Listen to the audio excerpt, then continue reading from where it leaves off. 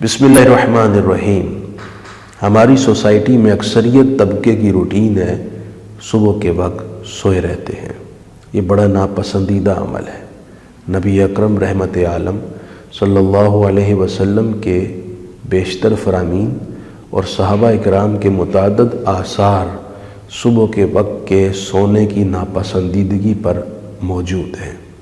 اللہ تعالیٰ نے اس کائنات کو فطرت کے قانون پر پیدا کیا ہے۔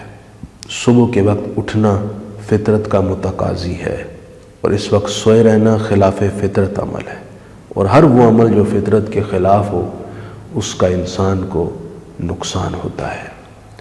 سورج صبح کے وقت نکلتا ہے، اندھیرے کو روشنی میں بدل دیتا ہے، اس کی کرنیں سے فضائیں مہک اٹھتی ہیں، سبزہ، چرند، پرند اور کائنات کی بیشتر چیزیں اس سے قوت اور افزائش حاصل کرتی ہیں۔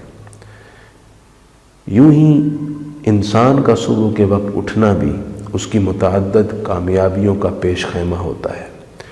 صبح کے وقت کو یوں سمجھ لیجئے جیسے انسان کی زندگی میں نوجوانی کا وقت ہوتا ہے، جب صلاحیتیں جوان ہوتی ہیں اور ان کے صحیح استعمال سے مستقبل کی کامیابی کا راستہ کشادہ ہوتا ہے۔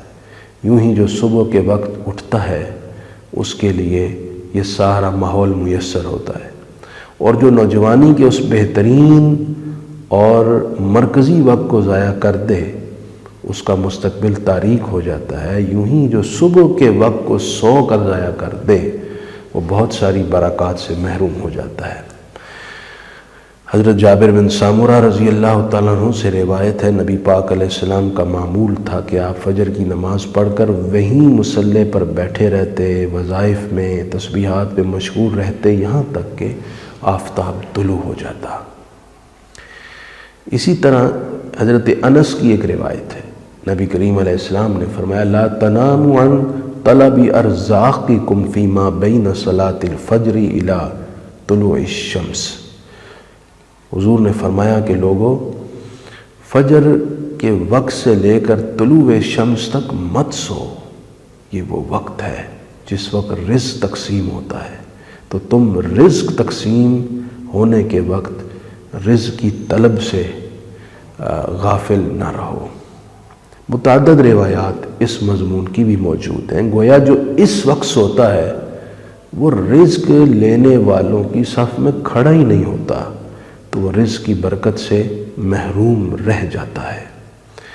حضرت سیدنا فاروق اعظم رضی اللہ تعالیٰ عنہ فرماتے ہیں ایاکم ونوم الغدات، کہ لوگوں فجر کے وقت مت سو طلوع شمس تک، فإنہا مبخرۃ مجفرۃ مجعرۃ، جو اس وقت سوتا ہے یہ سونا اس کے جسمانی بخار کو بڑھاتا ہے، اس کی طبیعت میں سستی پیدا کرتا ہے، اور اس کی طبیعت میں خشکی بھی پیدا کرتا ہے۔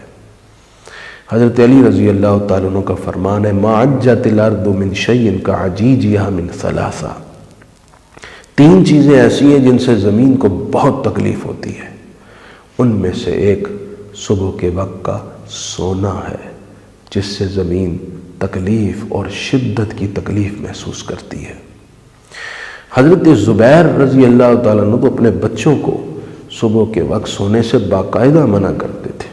حضرت ابو وائل حضرت عبداللہ بن مسعود سے ملنے آئے فجر کی نماز پڑھ کے، دستک دی تو یہ سوچ کر رک گئے، حالانکہ اندر سے اندر آنے کی اجازت مل گئی تھی کہ کہیں گھر والے افراد آرام نہ کر رہے ہوں۔ دیر سے اندر آئے تو سیدنا عبداللہ بن مسعود نے پوچھا آپ دیر سے اندر کیوں آئے؟ کہا سوچا آپ کے بچے آرام کر رہے ہوں گے۔ تو حضرت عبداللہ بن مسعود فرمانے لگے کیا فجر کے اس وقت میں آپ نے سمجھا کہ عبداللہ بن مسعود کے بچے اتنے غافل ہوں گے کہ وہ سوئے ہوں گے؟ اس سے اندازہ لگائیے صحابہ کے گھروں کا ماحول یہ تھا کہ اس وقت وہ سونے کو پسند نہیں کرتے تھے۔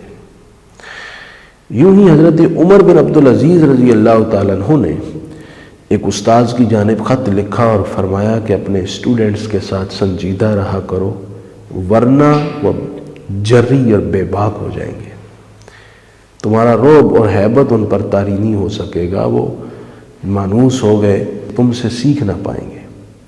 اور دوسری بات فرمائی انہیں فجر کے وقت سونے سے منع کرنا، اس لیے کہ اس وقت کا سونا لاپرواہی کو جنم دیتا ہے۔ اتنی قباحتیں ہیں اس وقت سونے کی، اور آج تو سائنس بھی اس بات کی تائید کر رہی ہے کہ اس وقت نہیں سونا چاہیے۔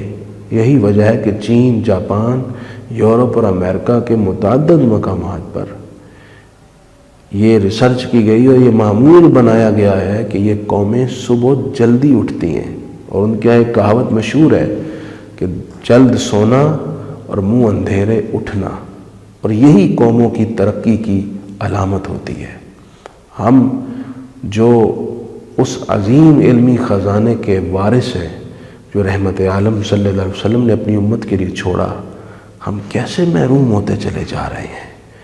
وہ اقوام ان تعلیمات کو لے کر صبح جلدی اٹھیں اور ترقی کے نئے نئے زاویے روشن کریں، اور ہم ان برکت والے لمحات میں سوئے رہیں، یہ ہمیں زیب نہیں دیتا۔ میری ریکویسٹ ہے تمام والدین سے، خود بھی اور اپنے بچوں کو اٹھانے کا معمول بنائیں، اور یہ وقت فجر پڑھ کر تسبیحات میں، تلاوت میں مشغول رہ کر گزاریں، درود پاک پڑھیں، اور فجر کے بعد جاگ کر طلوع شمس تک اور پھر اشراق تک جاگتے رہیں، اور اشراق پڑھ کر آرام کرنے کا معمول بنائیں۔ والسلام ورحمۃ اللہ۔